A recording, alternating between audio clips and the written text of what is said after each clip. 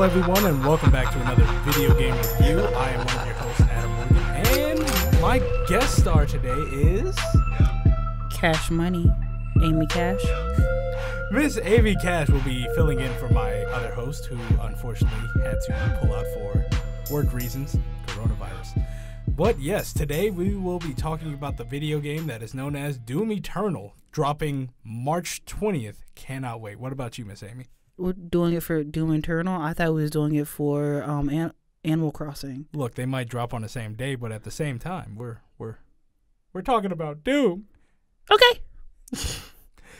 So, from the looks of it, the game looks great. Visually, the game is a really big improvement from the previous title.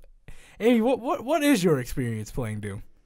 I have none whatsoever, but I do look at. I see memes about it, but I don't even really see the memes about it. Sometimes when I'm bored, I might watch like a video or two.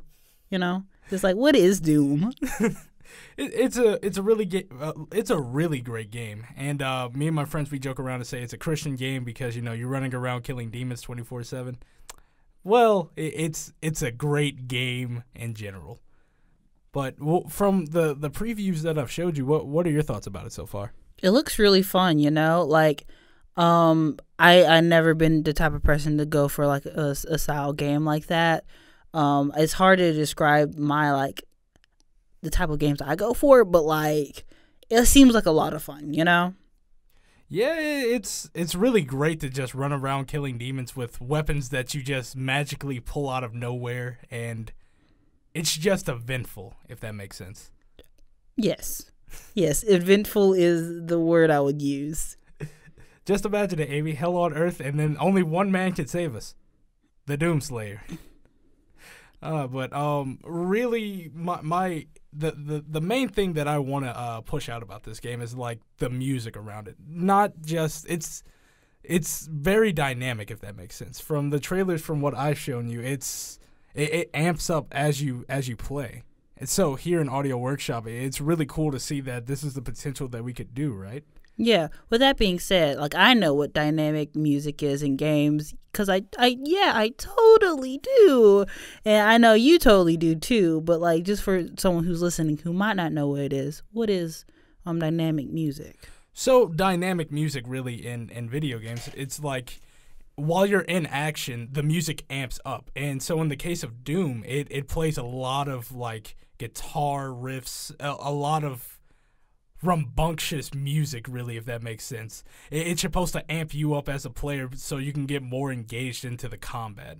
And so there are moments in the game where when you're not fighting any combatants or anything, you're just walking around, you can just hear the music playing slightly in the background or it'll go completely still.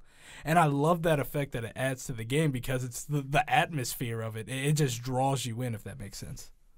But Miss Amy, so what would you say was the most interesting thing you saw in the gameplay trailers that I showed you? I think it was the correlation between like the dynamic music and also the dynamic music and like the gameplay as well. I thought that was really cool. If not that being the coolest thing about it, also just like the idea of doing audio for a video game versus like what we're usually used to doing. So like more like traditional, I wouldn't say traditional stuff, but like more like for film or like, audio drama. It's interesting to really get into the nitty gritty about it because at the end of the day, we want to learn exactly how they're doing it. And it's so, for me personally, it's like, how do you basically develop a game where it's based around music and combat? And so, you have a feel? Do you understand what I mean by that? Really? Yeah. No, like for like maybe like even like if you did it for like a movie, which is going a little bit off topic, but like even for doing it for like a movie, I think that'd be like really interesting, but even more doable versus the idea of having to do that for a gameplay and the unpredictableness of a game, for a game versus for a movie. Yeah. And that dynamic between it. I would say that like over the years, like the soundtracks for video games are slowly developing into something that no one expected. It's just like the whole narrative around video games. it's a movie that you get to play, but in this case, in Doom, it's a soundtrack that you get to play. You know, like looking at like the trailers and stuff like that, I never necessarily thought of it like that, but that makes it 1,000 times way more engaging and more of like, and what am I about to do now? You know, type of mentality going into it. I just killed a demon. What do I do? Oh, that's right. I'm gonna go fight more demons. Even perfect. But no, seriously. The game Doom Eternal takes place on Earth. It's a sequel to Doom 2016. It's a basically you're a Marine that's been woken up in a stone slab basically, and you just go around killing demons trying to prevent Hell on Earth in the first game. But unfortunately, Hell on Earth has started here on Earth, and so yeah. And so basically the whole grasp of it is it's about energy, if that makes sense. It's an energy crisis on Earth, so they knowingly opened a portal to hell only for it to backfire horrendously. And so, Amy, what would you say was the most did you expect a game like this to have a very interesting story like that, or? I don't know what I expected from the storyline, to be honest. Like, I mean, like, I think when you say Doom, I kind of have like a little bit of an idea of what's happening, but not like an insane idea of what's going on. So like when you was like, yeah, you know, and then you're fighting demons on like it's Hell on Earth, I was like, okay. And like when you said the dynamic soundtrack and it being metal music, I was like, oh, okay, I know what to expect. With that being said, story was not a part of that thing to expect for me.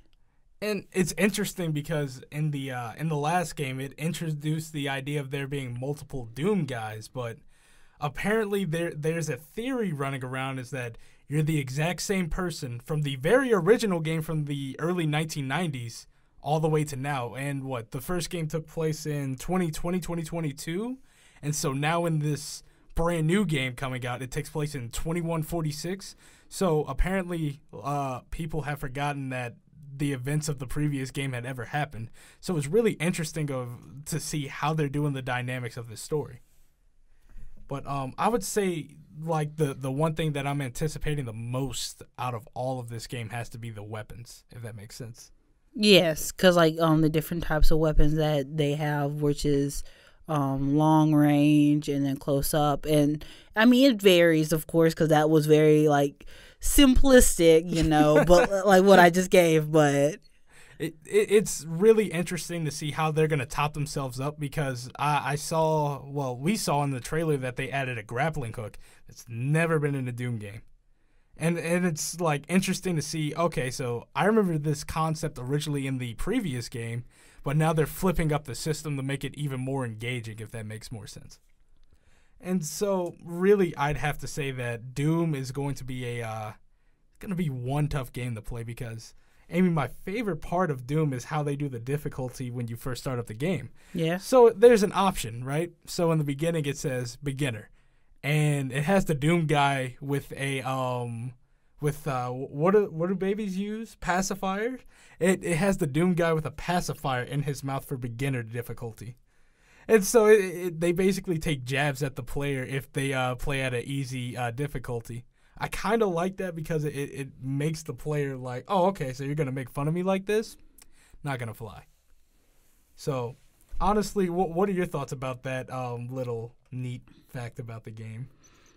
Coming from someone who likes to play like I want to say like slightly harder games that does have a different level of difficulty, but also not be extremely good gameplay, like playing games a lot, especially like video games and stuff like that. It was very much like okay, cool, come for me like that, I guess, because like I would very much be the person be like in beginner mode. Oh my! I'm sorry, like I'm not gonna lie. When I first thought like I had never played a Doom game. And so coming into it, I was like, okay, that's cool, I guess. I guess you all just want me to play on the hardest difficulty, which I ended up doing, and I still haven't beaten the game yet. I'm close. I'm really close. How long? How many hours? How many hours have I been playing Doom? More than a day. I think I have more than 24 hours on that game. Okay. Honestly, no, I think I'm lying. I think I have a week on that game, and I still haven't beaten it yet. Okay. Yeah. Okay. I was going to say 24 hours. Most games are like, and you're almost done. It's like Doom is that one game that you can just play to unwind, if that makes sense. It's like, since the game doesn't like constantly say, hey, come and play me, you can just like get on there and just like, I'm going to do this mission today. All right, cool, I'm done. Or if you have nothing to do, I'm going to just do this. Why not? So it's one of the dynamics that I enjoy about the game. It's not like telling you constantly, hey, yo, you should be playing this game right now. It's like, beat it on your own time, really. And don't be don't be that guy to play on beginner. But yeah. Indoor gal to play on beginner. But like that's not what we're really here to talk about. We're here for Doom Eternal. Look, if I wanted to play beginner, I would play Animal Crossing. Also, shout out Animal Crossing, which is also dropping March 20th, by the way. So definitely check that out in stores. Little Isabel's. But no, Amy, what would you say was what would you say that you enjoyed most besides the dynamic music? So my second favorite thing, cool. Maybe my second favorite thing about it would probably be going back to the audio and like just like the idea of having to do like sound effects for a video game sounds really cool and really interesting. And I think we was talking about it earlier before the recording.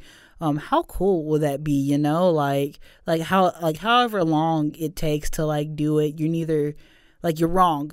Like, whatever the thought, like, the number that came into your head, you're wrong. It takes neither, like, a lot. It's, like, it's probably not nearly as long, or it's probably longer than expected. And, I don't know, I think that's cool. Ah, that's nice.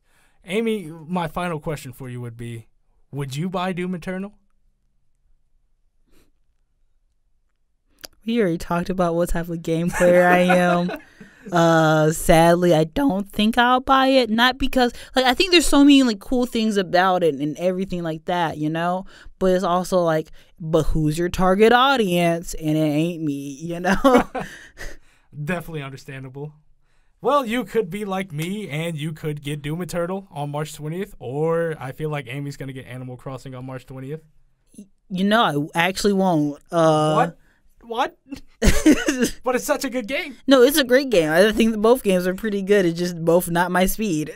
I'm getting one on PC, and the other one I'm going to try to get on bootleg. Don't do what I do, people. Please get it normal. Please. Don't go on G2A. I'm going to follow the law, and I'm going to break the law. There are some games I'm willing to pay money for. There are other ones that I'm willing to just, illegally get. Yeah, and the game that you're going to legally get is is Doom Eternal. Exactly. I'm paying my $60 on Steam, and I'm going to enjoy it on spring break. Yeah, shout out 2020 VSU spring break, and shout out coronavirus 2020.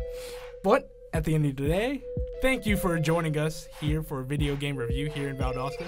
Please enjoy your breaks. Please wash your hands, and please be safe out here during this virus. I'm Adam Morgan, and she is Amy Cash. Thank you for tuning in. Please have a nice day.